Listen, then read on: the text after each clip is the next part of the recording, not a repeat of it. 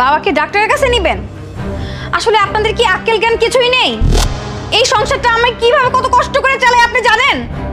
আপনার ছেলে তো বিদেশে ধরা খেয়ে জেল খাটছে 6 মাস ধরে, আর এই 6 মাস ধরে আমি আমার বাবার বাড়ি থেকে টাকা এনে সংসারটা চালাচ্ছি। আপনাদের যে খেতে দিচ্ছি আর পড়তে দিচ্ছি এটাই তো বেশি, আবার কিভাবে ওষুধের টাকা চান, ডাক্তার দেখানোর টাকা চান? হ্যাঁ বৌমা, এত নিষ্ঠুর হয়েও না। তোমার শ্বশুরে যদি এখন ডাক্তারের কাছে না নিয়ে যাই, পরে যদি কোনো অঘটন ঘটে যায়, তুমি এমন করো না বৌমা। কয়টা টাকা দাও, সময় হইলে আমি তোমার টাকাগুলো ফেরত দিয়ে দেবো। আজব। হ্যাঁ, আপনাদের আসলে কোনো বিবেক নেই। আমি একটা মহিলা মানুষ হয়ে সংসারটা কিভাবে টানছি, আমার বাবার বাড়ি থেকে আর কত আনবো বলেন তো?